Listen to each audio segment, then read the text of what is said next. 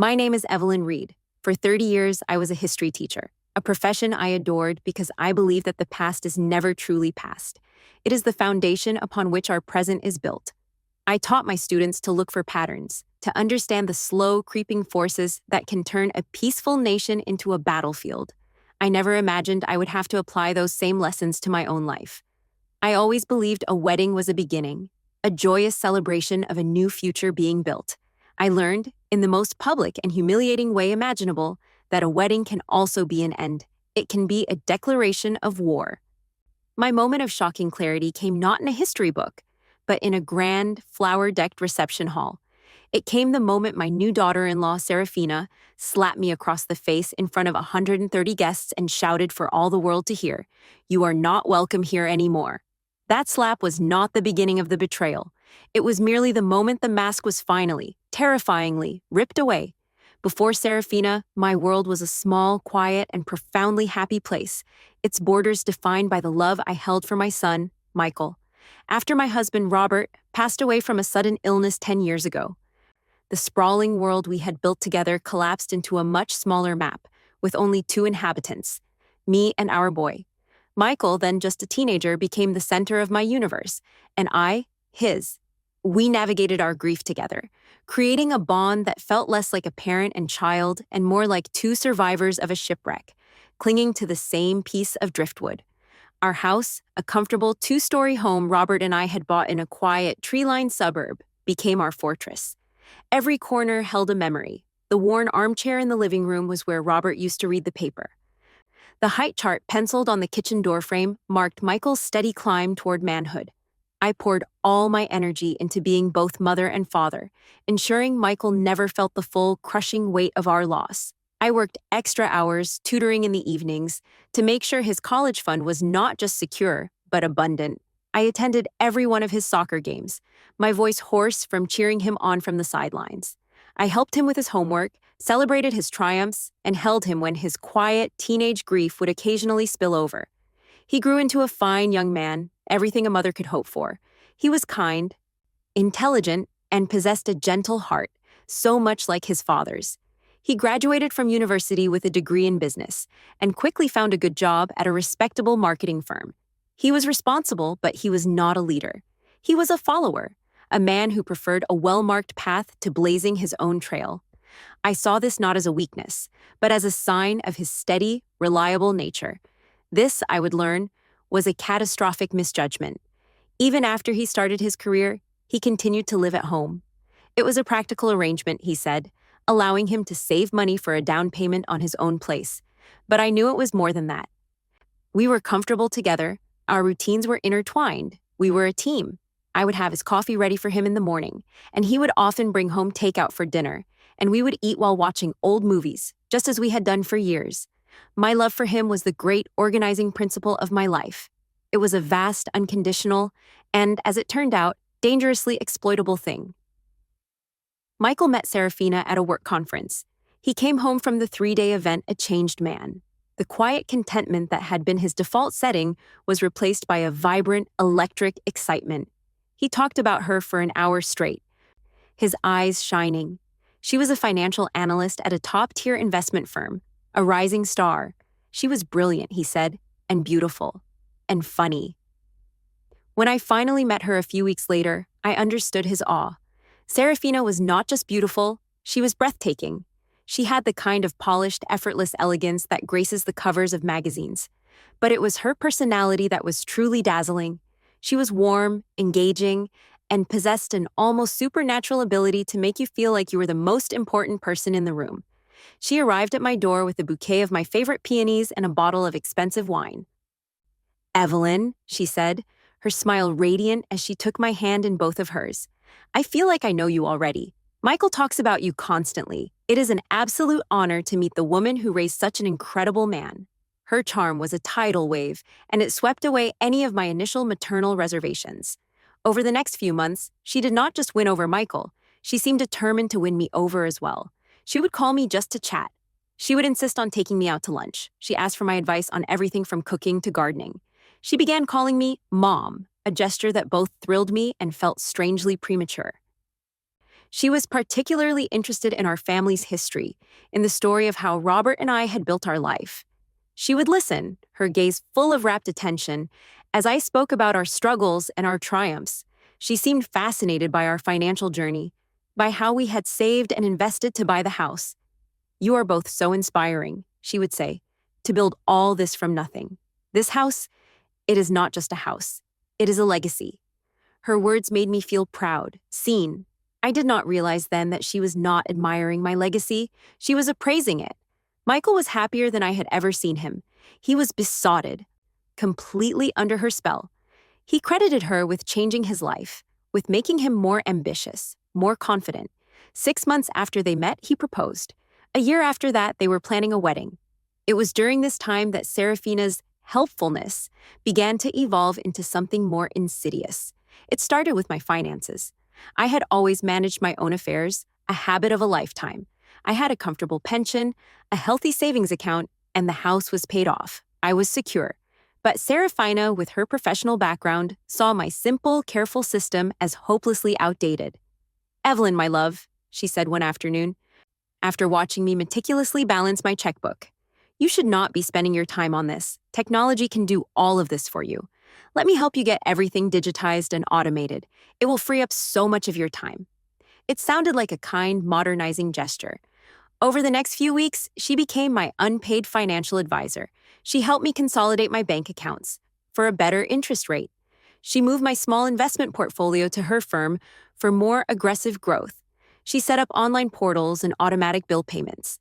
To do all of this, of course, she needed my account numbers, my passwords, my social security number, the very keys to my financial kingdom. I gave them to her without a second thought. She was family after all. She was helping me. Michael was thrilled. "Is she not amazing, Mom?" he would say. "She is making all of our lives so much easier." I was being gently, lovingly, and efficiently relieved of my own autonomy. Each password I handed over, each account I gave her access to, was a surrender of a piece of my independence. I was being moved from the driver's seat of my own life into the passenger seat.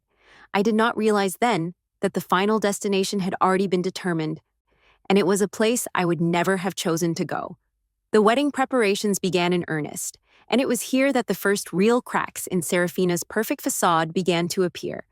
I had imagined a lovely traditional wedding, something tasteful and heartfelt, perhaps in the gardens of a local historic inn. Serafina had other ideas. She envisioned a grand, opulent affair, a society wedding fit for a princess. She produced binders filled with images torn from glossy bridal magazines, enormous floral arrangements, custom-designed gowns, and venues that looked like European palaces. The budget she outlined was astronomical, a figure so large it made me feel physically ill. "Serafina, this is a lot," I said gently, trying to hide my shock. "This is more than a down payment on a house." "It is an investment in our future, Mom," she replied smoothly, not a flicker of doubt on her face. "A wedding is a networking event. The people we invite, the impression we make, it all matters for our careers. We have to project success to be successful." Michael, who had always been so frugal, was completely swept up in her vision. "It will be okay, Mom," he said, waving away my concerns. "Serafina is a financial genius. She has a plan." Her plan, it turned out, involved me. My contribution was meant to be a generous but manageable sum I had carefully saved for this exact occasion. Serafina's budget consumed that amount and then tripled it. It became clear that she expected me to liquidate a portion of my retirement savings to cover the difference. "The market is doing so well right now," she argued, showing me a chart of my portfolio's recent and, I now suspect, temporarily inflated performance under her management. "It is the perfect time to cash out some of the profits. Think of it as investing in Michael's happiness."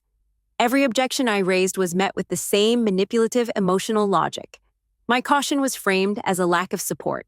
My fiscal responsibility was painted as a lack of faith in their future. I was being a worrier, a killjoy. I was holding them back. The first major battle was over the house. I had offered to host the rehearsal dinner in my backyard, a beautiful, intimate setting. Serafina, however, had booked the rooftop restaurant of a 5-star hotel. She had not consulted me. The bill for the deposit alone was more than my entire monthly pension. I found out when I saw the charge on a credit card statement. It was a new joint card she had encouraged Michael to open, with a dangerously high limit. I confronted Michael, my voice shaking with a mixture of anger and fear. Michael, this is out of control. You cannot afford this. His reaction was not one of concern. It was one of defensive anger. Mom, why do you have to question everything Serafina does? She is trying to create a beautiful life for us. Why can you not just be happy for me? It feels like you do not trust her. It is not about trust. It is about debt, I argued. You are starting your marriage with a mountain of debt. It is our debt, and we will handle it, he shot back, his voice rising. I am a grown man. You cannot control my life forever. The words were a slap in the face. Later that day, Serafina came to me, her eyes red from crying. She apologized profusely. She had gotten carried away, she said. She just wanted everything to be perfect for Michael. She was so stressed. She made me feel like the villain, like my reasonable financial concerns had been a cruel attack on a young woman who was just trying to create her dream wedding. I ended up apologizing to her. The incident was a turning point. It was the first time Michael had ever chosen her side over mine in a direct conflict. It was the first time he had defended her recklessness. I saw then that she was not just marrying my son. She was remaking him. The careful, frugal boy I had raised was being replaced by a man who was willing to mortgage his future for the appearance of success. She was isolating him from my influence, a slow, methodical process of which the wedding was only the first, most expensive step. The deep, gnawing unease in my gut was now a constant, painful presence. The wedding day arrived, a perfect, sun-drenched Saturday in June. The venue was an old country estate, transformed by Serafina's vision into a scene from a fairy tale. Thousands of white roses perfumed the air. A string quartet played softly. The guests, a mix of our modest family friends and her crowd of sleek, powerful-looking colleagues, mingled on the manicured lawns. Serafina was a vision in a custom-designed gown that shimmered with thousands of tiny, hand-sewn pearls. Michael looked handsome and happy, if a little overwhelmed, in his tailored tuxedo. Seeing him at the altar, his face alight with love, I felt a surge of pure, maternal joy that temporarily washed away all my anxieties. I wanted this to be real. I wanted him to be happy. I wanted so desperately to have been wrong about everything. I played my part as the proud, smiling mother of the groom. I mingled. I accepted compliments on my handsome son. I gave a heartfelt speech during the toasts, speaking of Michael's kindness and his father's pride, carefully editing my words to include a warm welcome for the new bride who was now, for better or worse, my daughter. For a few hours, the illusion was perfect. The food was exquisite, the champagne flowed freely, and the sound of laughter filled the air. I watched Michael and Serafina have their first dance, his arms wrapped around her, his face buried in her hair. They looked like the perfect couple, the stars of their own perfect movie. I allowed myself to believe just for a moment that this was not a performance. I allowed myself to hope. It was a hope that was about to be spectacularly and publicly executed. The moment that shattered my world came after the cake had been cut. I had stepped away from the noise of the dance floor to get a breath of fresh air on the stone terrace. It was there I overheard it. It was Serafina, speaking in a low, conspiratorial tone to her mother, a sharp-faced woman I had met only briefly. They were standing near a large, potted fig tree, partially hidden from view. The house is the real prize, Serafina was saying, her voice stripped of its usual warmth and filled with a cold, triumphant clarity. Once the trust is fully executed and we have established Evelyn's cognitive decline, we can leverage it. The equity in that property alone will give us the capital we need for the Cayman accounts. Her mother murmured something I could not hear. Of course he will, Serafina scoffed. Michael does whatever I say. He is so terrified of being alone. He would sign his own death warrant if I told him it was a love letter. The old woman is the only obstacle, but after tonight, I think she will learn to keep her opinions to herself. The world went silent. The music, the laughter, the clinking of glasses, it all faded away into a dull, roaring sound in my ears. Cognitive decline, Cayman accounts. The old woman is the only obstacle. It was not just about a wedding, it was a long con. A meticulously planned financial execution, and I was the primary target. My son was not her partner. He was her pawn. I do not remember walking back into the reception hall. I felt like I was moving through water. I saw Serafina, now back in the center of the room, laughing with a group of her friends. I walked directly to her. The music seemed to stop as I approached. "What did you mean?" I said, my voice a low, trembling whisper that barely carried. "What did you mean about my house? About my cognitive decline?" Serafina's smile vanished. Her eyes went from sparkling to glacial in a heartbeat. She saw that I had heard. She saw that her game was exposed. For a split second, I saw a flicker of pure animal panic in her eyes. And then it was gone, replaced by something terrifying, absolute calculated rage. She did not try to deny it. She chose to attack. "What are you talking about, Evelyn?" she said, her voice suddenly loud, dripping with feigned concern. "Are you feeling all right? You seem confused." She was doing it right there, in front of everyone, laying the foundation of my supposed senility. "I am not confused," I said, my own voice rising, fueled by a surge of adrenaline. "I heard you. You are using my son. You are trying to steal my home." The guests around us had fallen silent, their faces turning from celebratory to shocked. Serafina's face twisted into a mask of righteous indignation. She knew she had to discredit me completely and irrevocably right now. "How dare you?" she hissed, her voice rising to a shout. "How dare you try to ruin my wedding day with your jealous, paranoid fantasies?" And then it happened. With a swift, vicious movement, she drew back her hand and slapped me hard across the face. The crack of the impact echoed in the sudden, dead silence of the hall.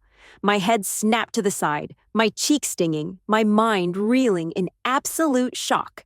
130 pairs of eyes were on me, a gallery of horrified, pitying faces. Serafina leaned in close, her beautiful face a contortion of fury, and she delivered the final, devastating blow, her voice a venomous shout that everyone could hear. "You are not welcome here anymore." Michael rushed over, his face a mask of confusion and horror.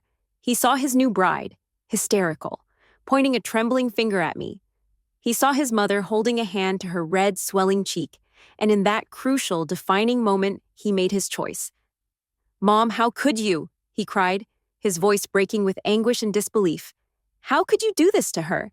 He did not ask what happened. He did not ask for my side of the story. He simply took his wife's side, wrapping his arms around her as she sobbed theatrically into his shoulder.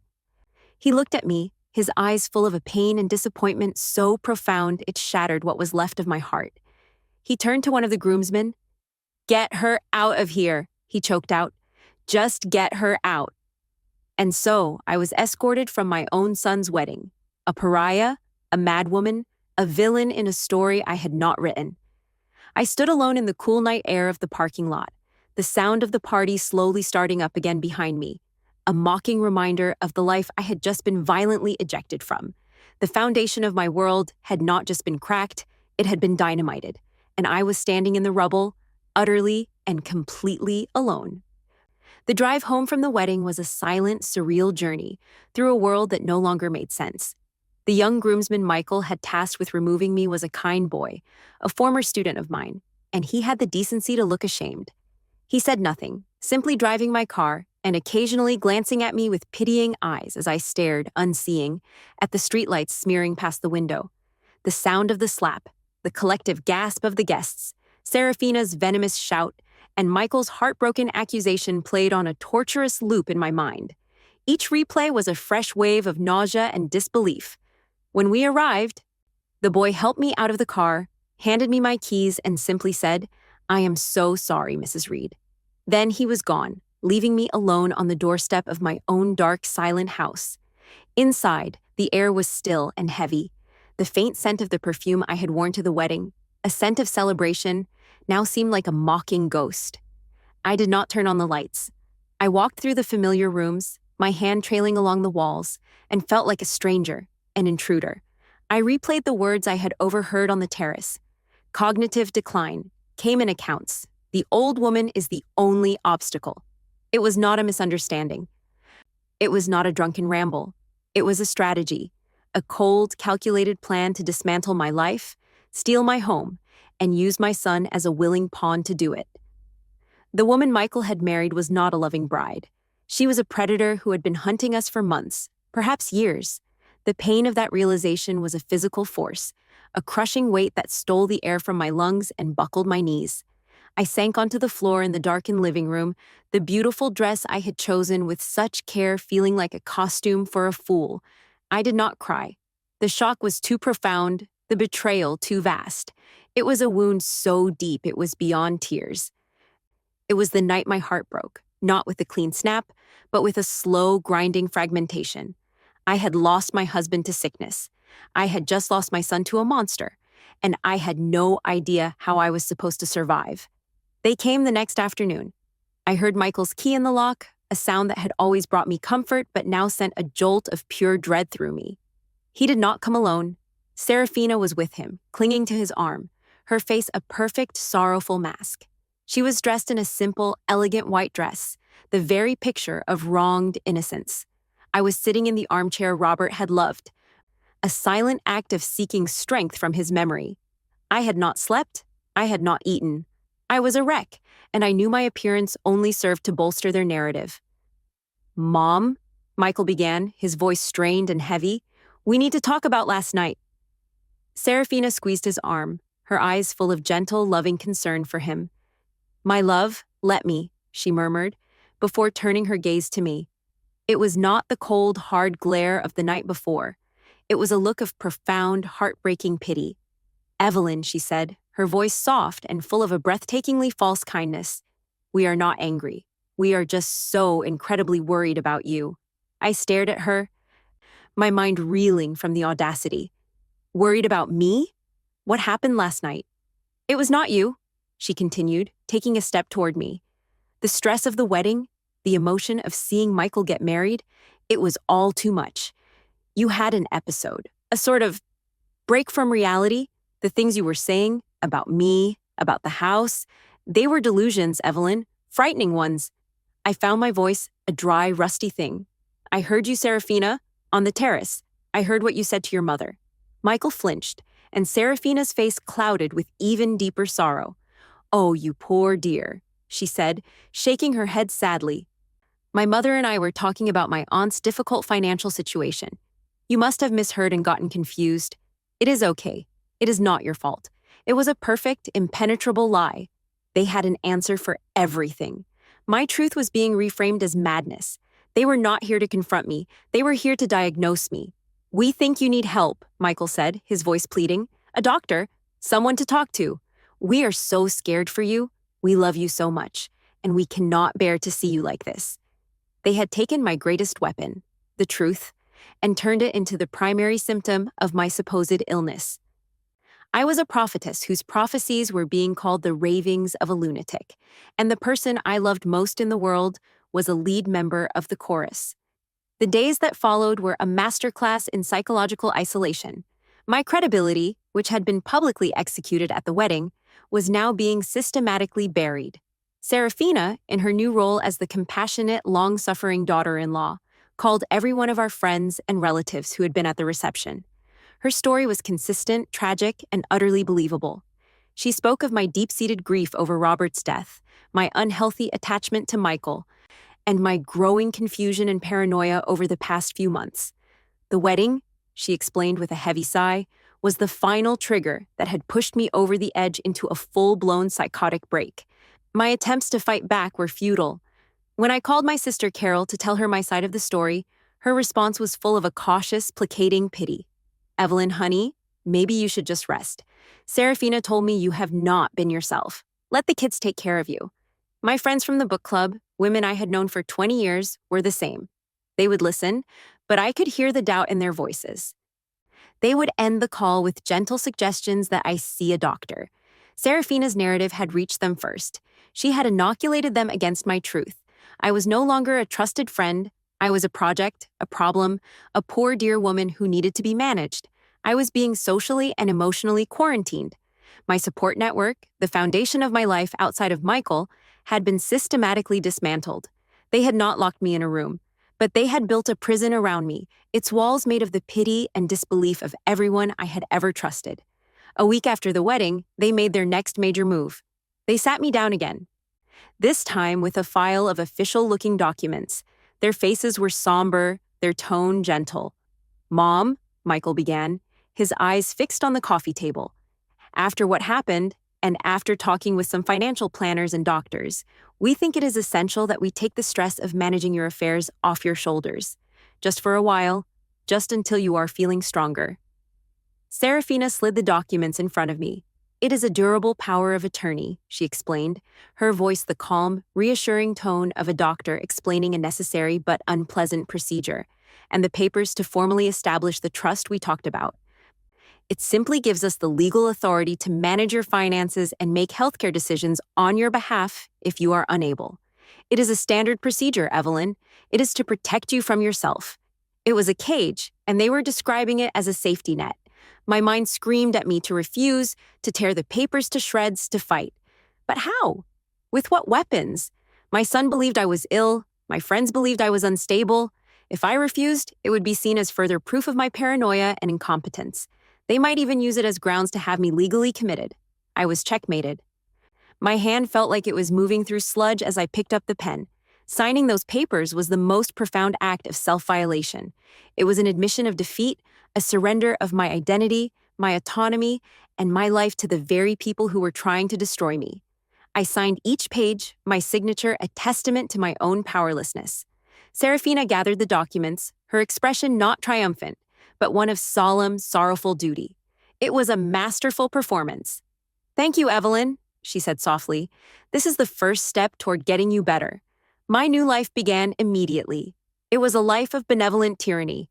Serafina, now armed with full legal authority, took control of everything. She hired a full-time caregiver for me, a stern, unsmiling woman named Agnes, who was less a nurse and more a warden. Agnes dispensed my medication. Vitamins, I suspected, but the message was clear, and reported on my moods and activities to Serafina. My mail was opened and sorted before I saw it. My phone calls were monitored. My internet access was restricted. When I tried to leave the house for a walk, Agnes would insist on accompanying me. It was all done under the guise of care and safety. I was not a prisoner, I was a patient. My home was not a prison. It was a safe and controlled environment. The pain of it was a slow, constant poison. The most agonizing part was Michael. He would come home from work and ask me how my day was, his tone full of a strained, guilty cheerfulness. He would sit with me, telling me he loved me, all while participating in my incarceration. He was both my beloved son and my jailer. That daily, intimate betrayal was a fresh wound, reopened every single evening. I sank into a deep, hopeless depression. Their narrative was so powerful, so all-encompassing, that I began to believe it myself. I would look out the window at the world moving on without me and wonder, did I imagine it all? Was I truly losing my mind? The line between their lies and my reality blurred. I was adrift, with no anchor and no shore in sight.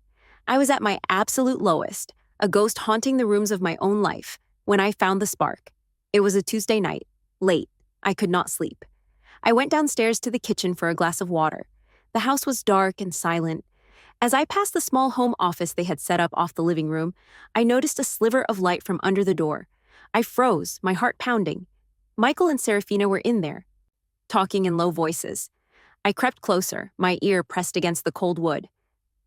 "The life insurance underwriters are asking for a final medical sign-off," Serafina was saying, her voice a low, impatient whisper.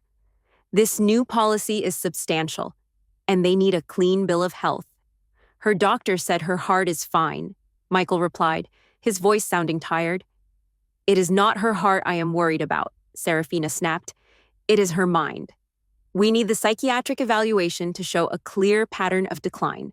It strengthens our case for full conservatorship and, more importantly, it makes any future event look less suspicious." There was a pause. Then Michael said, his voice barely audible, "I do not know, Sarah. This feels wrong." "Do not go soft on me now, Michael," she said, her voice turning hard as steel. "Think of the money. Think of the freedom. Think of the life we can have once this is all over. She has lived her life. It is our turn now. Just get her to sign the release for the evaluation. I will handle the rest." I backed away from the door, my hand clamped over my mouth to stifle a gasp. It was all there. Life insurance, conservatorship. A future event. It was not just about stealing my money anymore. This was a plan for my complete and total erasure. The terror that shot through me was electrifying, and in that terror, something else ignited. The doubt, the depression, the fog that had shrouded my mind for weeks, it all burned away. They were not trying to care for me. They were preparing to bury me. I was not crazy. I was in mortal danger. And in the dark, silent house, the woman they thought they had broken began, for the first time, to plan her resistance. I crept back to my room that night, the whispers from the office echoing in my mind. Life insurance, conservatorship, a future event. The words were a death sentence, but they were also a key, unlocking me from the prison of my own doubt. The fog of confusion and despair that had suffocated me for weeks was burned away by the clear, cold terror of their plan. I was not losing my mind. I was being targeted for elimination. I stood in the darkness of my bedroom and looked at my reflection in the mirror. I saw the woman they had created, a frail, frightened creature with haunted eyes and trembling hands. But behind those eyes, something new was stirring. The history teacher I used to be. The woman who analyzed campaigns and understood the slow, methodical march of tyranny was reawakening. The mother who had fiercely protected her son was gone, replaced by a survivor who now had to protect herself from him. Grief was a luxury I could no longer afford. My son was not just a pawn. He was a willing accomplice. He was holding the door open for the wolf, and he was helping her sharpen her teeth. The love I had for him, that vast, unconditional ocean, did not vanish, but it receded, leaving behind a hard, desolate shoreline of reality. To survive, I had to stop thinking of him as my son and start thinking of him as my enemy's most valuable asset. I did not sleep. I sat in a chair by the window, watching the moon trace its path across the sky, and I formulated a new strategy. I could not fight them head on. I had no allies, no credibility, no power. To fight them, I had to first join them. I had to become the woman they wanted me to be. My performance of weakness would become my greatest strength. The next morning, I began the most important performance of my life. I shuffled into the kitchen, my movement slower, my gaze more unfocused than ever before. Serafina and Michael were there, their conversation stopping abruptly when they saw me. "Good morning, Evelyn," Serafina said, her voice a little too bright. "Did you sleep well?" I looked at her, letting my eyes fill with a lost, sad confusion. "I think so," I whispered. "I have such strange dreams." Later that morning, Michael approached me, his face a mask of dutiful concern. "Mom," he began, holding a piece of paper, "Serafina and I have been talking to a doctor, a specialist. He thinks it would be a good idea for you to have a full psychiatric evaluation, just to get a baseline, to see if there is a treatment that might help with the confusion." He could not meet my eyes as he said it. "It is just a form, giving them permission to access your medical records." The Evelyn of 2 days ago would have refused, would have argued, would have raged. The new Evelyn took the pen with a trembling hand. "Of course, dear," I said, my voice watery. "Whatever you and Serafina think is best. You are so good to take care of me." I signed the form without even pretending to read it. The look of profound relief that washed over my son's face was a dagger in my heart. Beside him, I saw a flicker of pure, triumphant satisfaction in Serafina's eyes before she replaced it with a look of compassionate concern. They believed they had won. They believed my spirit was completely crushed, that I was now a docile lamb ready for shearing and eventually for slaughter. Their arrogance was palpable, and it was now my most powerful shield. For 2 weeks, I was the perfect patient, the model of gentle, cooperative decline. I took the vitamins Agnes gave me without question. I spoke in quiet, often disconnected sentences. I agreed to everything. This flawless performance earned me a small degree of trust, just enough to create the opportunity I needed. My opening came in the form of my late husband's memory. Robert had been a passionate amateur photographer, and every year on the anniversary of his death, I would take his favorite camera, a vintage Leica, to a specific old repair shop across town for a professional cleaning. The owner, Mr. Gable, was an old man who had known Robert for years. It was a sentimental, slightly eccentric tradition. It was perfect. I began talking about it a week in advance, mentioning it to Michael in a hazy, nostalgic way. "Robert's camera needs its cleaning soon," I would say. "The anniversary is coming up." When the day arrived, I was insistent in my gentle, confused manner. Agnes, my warden, tried to dissuade me. I can take it for you, Mrs. Reed? No, no, I said, my eyes filling with tears. It has to be me. It is my special tradition. For Robert, Mr. Gable will be expecting me. My apparent fragility worked. Michael, wanting to humor the sentimental whim of his deteriorating mother, overruled Agnes. He called a taxi for me, giving the driver the address of the camera shop and a generous tip to ensure I was looked after. But the camera shop was not my final destination. After the taxi dropped me off, I went inside and spoke to Mr. Gable for a few minutes, keeping up the pretense. Then I slipped out the back entrance of his shop and walked 2 blocks to the public library.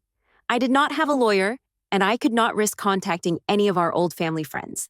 I needed someone unknown to them, someone tenacious and discreet. My years as a history teacher had taught me how to research.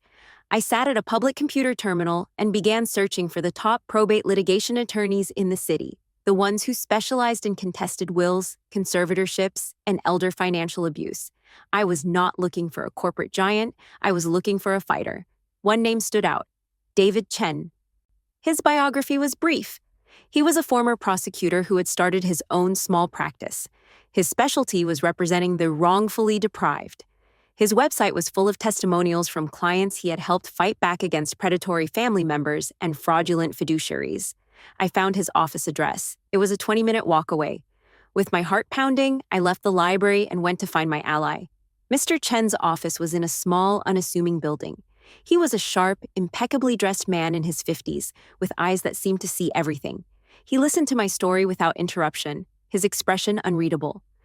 I knew what he was seeing: a well-dressed older woman, visibly distressed, telling a wild, paranoid story about her perfect son and his angel of a wife. But I did not speak with hysterics. I spoke like the teacher I was. I presented the facts in chronological order, from the wedding to the overheard conversation.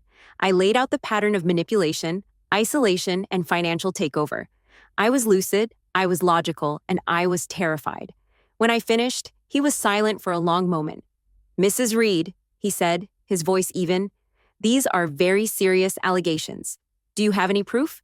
"No," I admitted, my heart sinking. "That is the problem. They have been too clever. It is my word against theirs. But I know what I heard, and I know they are planning to kill me." He looked at me, his gaze intense, and I saw a flicker of something in his eyes. He had seen this before. "The life insurance policy is the key," he said, more to himself than to me. "That is the classic accelerant. Greed makes people sloppy." He leaned forward. "All right, Mrs. Reed, I am taking your case. Here is what we are going to do. You are going to go back to being the person they think you are, and you are going to become my undercover operative." The next week, a package arrived for me, not at the house, but at a private mailbox Mr. Chen had set up. Inside was my arsenal. It contained a small, state-of-the-art digital audio recorder, cleverly disguised as a universal USB phone charger. There was a sleek black fountain pen that was, in fact, a high-definition video camera. And finally, a digital alarm clock, the kind with a large, glowing red display. It was also a motion-activated camera. Mr. Chen's instructions were precise. "They feel they have won," he had told me. "They will be arrogant. They will be careless. You need to be patient. We need their plans." In their own words. Planting the devices was the most terrifying thing I had ever done. I had to wait for the perfect moments, brief windows of opportunity when Agnes was distracted or Serafina was out of the house. The USB charger was the easiest. I accidentally spilled a glass of water on the power strip in the living room, shorting it out. During the ensuing fuss, while Michael replaced the strip, I swapped the recorder in for the old phone charger. "Oh, this one is much better," I said with a vacant smile. "It is universal." The digital clock was a gift. I presented it to Serafina for her home office. "I saw it in a catalog," I said, my voice full of a pathetic desire to please. "I thought it would look nice on your desk for all your important work." She accepted it with a condescending smile, placing it in the perfect position to view her entire desk, her computer, and anyone who sat opposite her. The pen was the riskiest. I would carry it with me, and when I was called into the office to sign a document or discuss some matter, I would accidentally leave it behind on the desk. Each device was a seed, planted in the heart of the enemy's territory, waiting to bear the fruit of their own destruction. Living with the constant, grinding fear was a torment. Every smile I offered Serafina, every gentle word I spoke to Michael, felt like a lie that coated my tongue in filth. But the nightly ritual of retrieving the evidence was what kept me going. It was my secret purpose, the one thing that was real in my life of performance. Late at night, in the locked sanctuary of my bathroom, I would huddle over a small tablet computer Mr. Chen had provided, listening to the day's recordings. The things I heard were a nightly dose of poison, but also a nightly dose of resolve. I heard Serafina on the phone with the insurance agent, confirming the details of my policy and asking hypothetical questions about payouts in the event of accidents. I heard her talking to a woman who was clearly a crooked psychiatrist, coaching her on how to conduct my evaluation. You need to emphasize her history of grief and emotional lability, Serafina instructed. The report needs to conclude that she lacks the capacity to manage her own affairs and is a danger to herself. That is the legal trigger for the conservatorship. I heard Michael. This was the hardest part. I heard his weak, half-hearted protests. Sarah, a conservatorship seems so extreme. And I heard her smooth, manipulative replies. Darling, it is the kindest thing we can do. It takes all the pressure off her. We are protecting her. And I heard his eventual, inevitable capitulation. Okay, Sarah, if you think it is for the best. The camera in the clock captured everything else. It recorded her forging my signature on bank transfers, moving my money into accounts I had never heard of. It recorded her studying my will. It recorded a meeting she had with a man who was introduced as a specialist in geriatric care, but who, Mr. Chen later discovered, was a disgraced doctor who had lost his license for illegal prescription practices. Each recording, each video file, each document was another nail in the coffin she was building for me. But I was stealing the nails, one by one, and building my own case. I was no longer a victim waiting for an event. I was a historian, gathering the primary source documents of my own attempted murder. And soon, class would be in session. The evidence I had collected was a growing mountain of deceit, but Mr. Chen warned that it was still largely circumstantial. We had proof of financial malpractice and a clear conspiracy to declare me incompetent, but we lacked the smoking gun, the undeniable, explicit proof of their intent to cause me physical harm. That proof arrived on a Thursday evening, a week before my next scheduled psychiatric evaluation. I was listening to the nightly harvest from the audio recorder in the living room, the tiny earbuds feeding their whispers directly into my soul. I heard Serafina speaking with the disgraced Dr. Alistair, the geriatric specialist. Her voice was cold and clinical, the voice of a CEO discussing a hostile takeover. The conservatorship hearing is set for the 6th of next month, she said. The evaluation you provide will be the centerpiece of our petition, but I am growing impatient. The market is volatile, and I want to liquidate her primary asset, the house, before the end of the fiscal quarter. Her continued presence is an inconvenience. There are ways to expedite a natural decline, Dr. Alistair replied, his voice a greasy, conspiratorial murmur. I am aware, Serafina said, her tone sharp. I need something untraceable, something that would be consistent with a woman of her age and reported stress levels. A cardiac event. A carefully calibrated dose of digitalis, he suggested, derived from the foxglove plant. In small amounts, it is a heart medication. In a single, larger dose, it induces a massive, fatal heart attack. It is notoriously difficult to detect in a standard autopsy, especially with a pre-existing record of emotional distress and high blood pressure. My blood turned to ice. They were not just talking. They were planning the specifics of my murder. How would it be administered? Serafina asked. A liquid concentrate, a few drops in a glass of wine, a cup of tea. It is tasteless and odorless, he replied. A perfect, quiet solution. Excellent, Serafina said. I am planning a small family dinner party next Friday to celebrate the finalization of the conservatorship details. It would be the perfect occasion. Send me your invoice. The recording ended. I sat in the darkness of my bathroom, my body trembling uncontrollably. This was it, the smoking gun. They had set a date for my execution, next Friday. I immediately uploaded the encrypted file to Mr. Chen. The time for quiet observation was over. The time for the endgame had begun. I met Mr. Chen the next day in a private room at his office.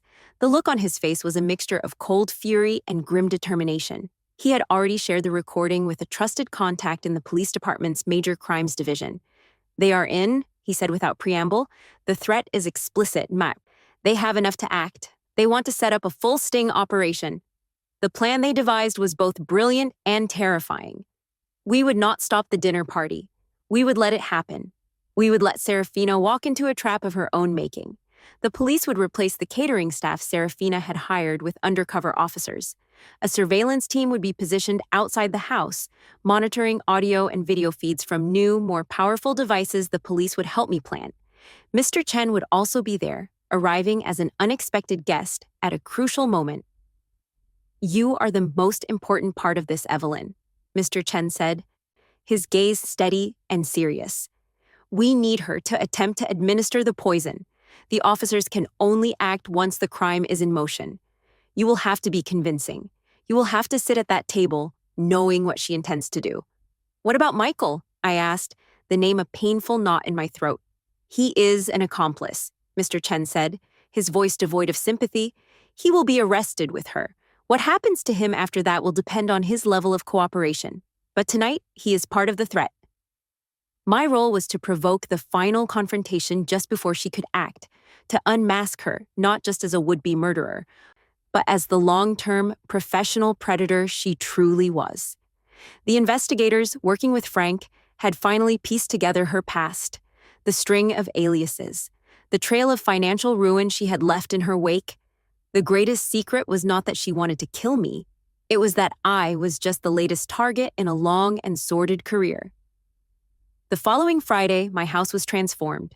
Serafina, in her element, had orchestrated a perfect scene. The dining table was set with our finest china and silver, glowing under the soft light of the chandelier. Aromatic flowers filled the air.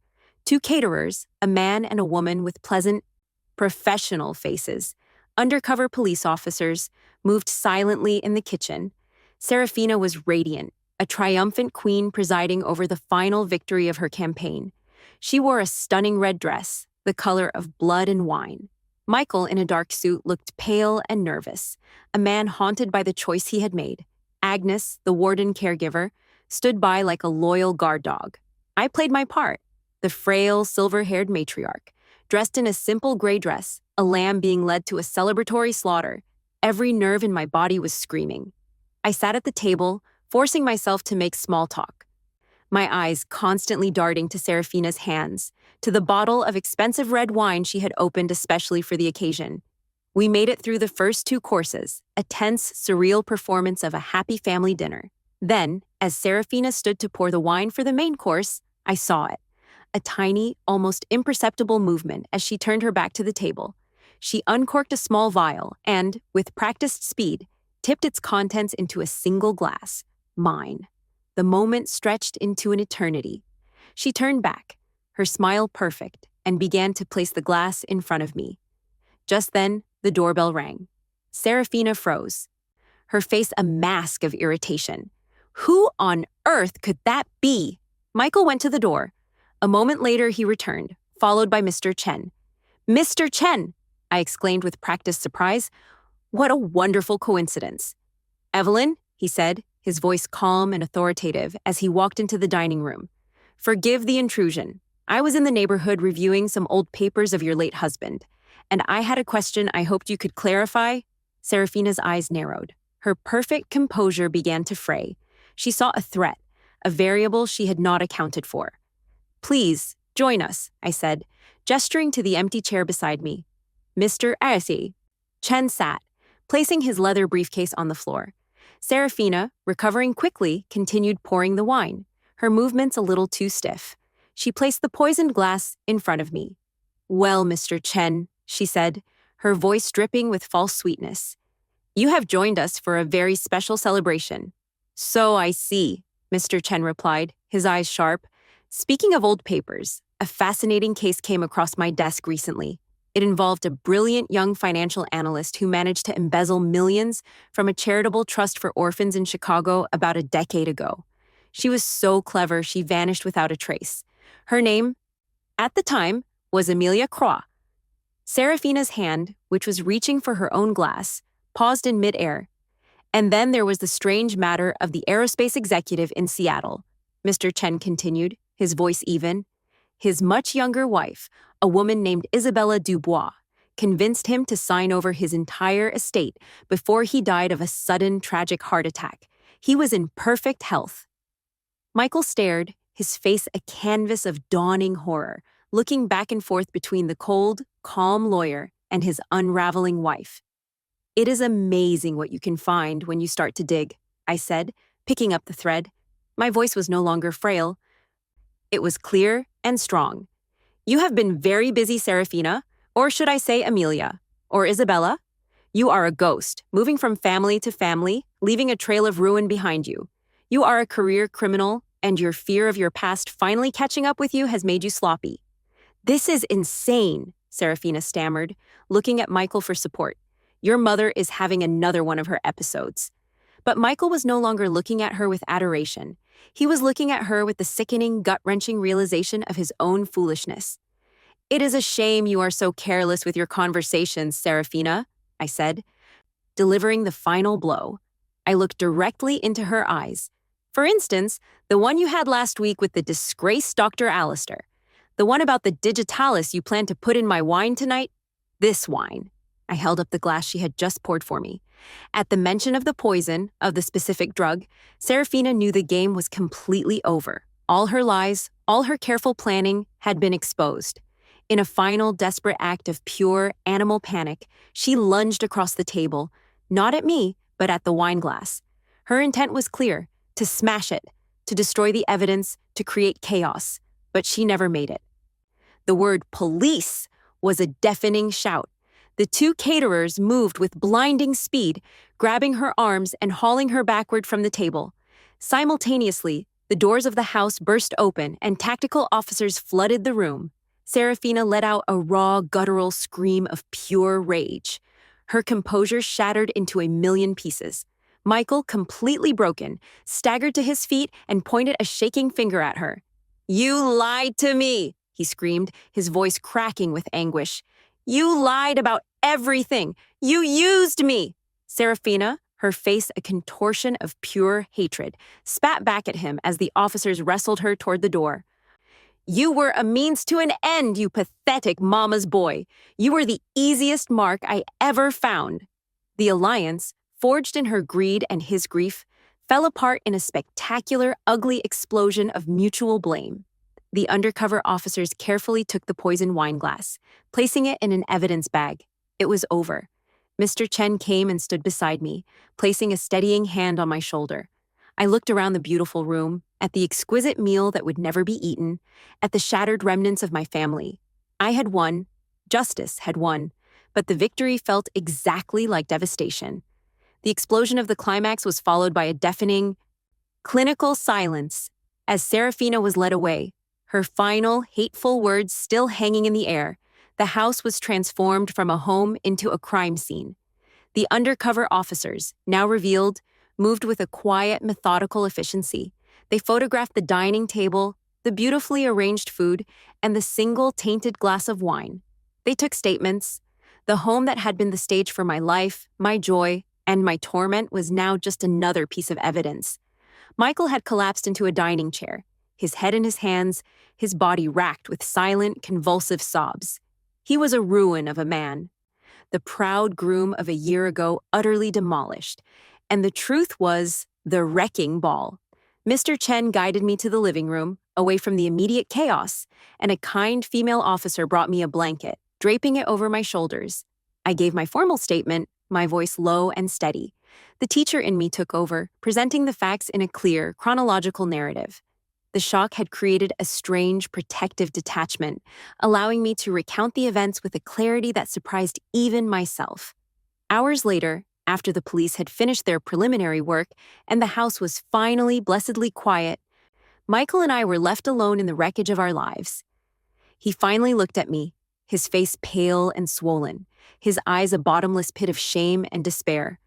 "Mom," he whispered, the word a ragged, broken thing. I am so sorry. I did not see. I did not want to see. I let her. I helped her. He could not finish. The weight of his complicity, his willful blindness, was too much to put into words.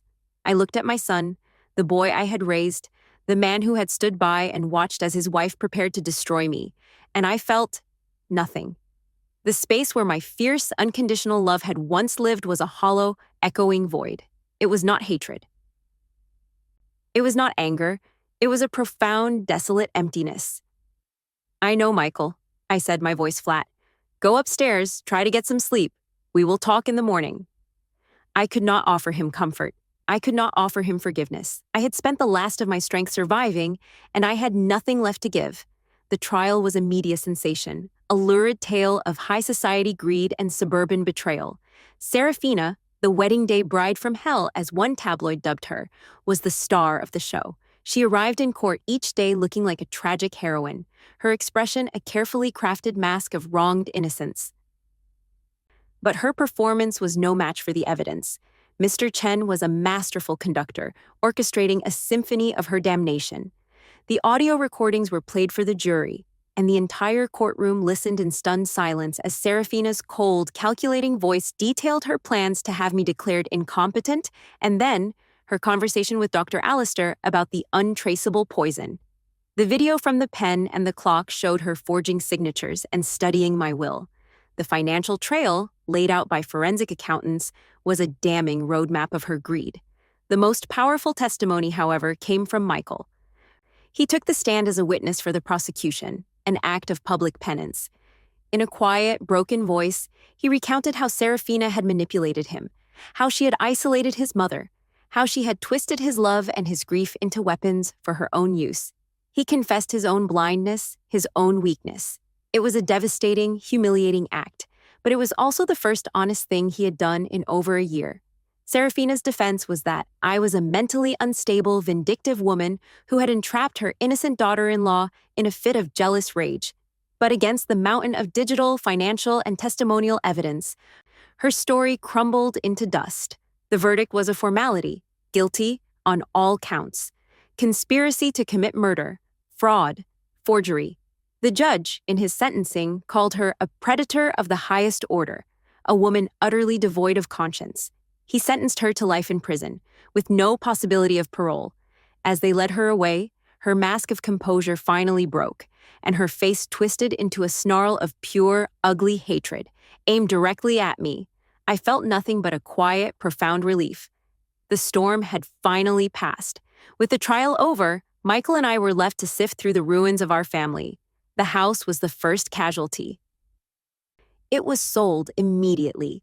Neither of us could bear to live in it for another day. It was a place of ghosts, a museum of our own destruction. We moved into separate, modest apartments. The space between us was a chasm of guilt and broken trust. Michael was in therapy, trying to understand how he could have been so blind, so easily manipulated. He had lost his wife, his job. He had been fired in the wake of the scandal, his self-respect, and, he feared, his mother. He tried tentatively to rebuild. He would call me. He would ask to see me. Our meetings were awkward, freighted with the heavy weight of the unspoken. He apologized constantly, relentlessly. I do not want your apologies, Michael, I finally told him one afternoon in a sterile coffee shop. Apologies are just words. They do not change what happened. Then what do you want? He asked, his eyes desperate. What can I do? You can get better, I said, my voice firm but not unkind. You can understand why you let this happen. You can understand that your fear of being alone, your desire for an easy, beautiful life, made you weak. You can learn to stand on your own 2 feet, to think for yourself, to be the man your father was. You cannot earn my forgiveness. That is not something you can win. But you can earn back my respect, and that will take time, a long time. It was the beginning of a new chapter for us. The old relationship, the one of a doting mother and a dependent son, was gone forever. A new one between 2 broken adults, had to be built from the foundation up, slowly, carefully, and with a painful, brutal honesty. The next 2 years were a quiet, slow journey of healing. I bought a small condominium in a modern building, a place with clean lines, large windows, and a small terrace where I could grow my herbs. It was my space, a fortress of peace I had built for myself. I reconnected with the friends Serafina had so skillfully alienated, and in their unwavering support, I found a deep and abiding comfort. I found a new purpose. I started volunteering at a local senior center, leading a small workshop I called History Lessons in Financial Self-Defense. I used my story anonymously to teach others about the warning signs of financial and emotional manipulation. I used my pain to arm others, to help them see the patterns I had been too blind to see. The teacher in me had found a new classroom and a new, more vital curriculum. Michael's journey was harder. He worked a series of modest jobs, slowly paying back the debt Serafina had accrued in his name. He continued with his therapy. He called me every Sunday. Our conversations were no longer about him seeking my approval or me managing his life.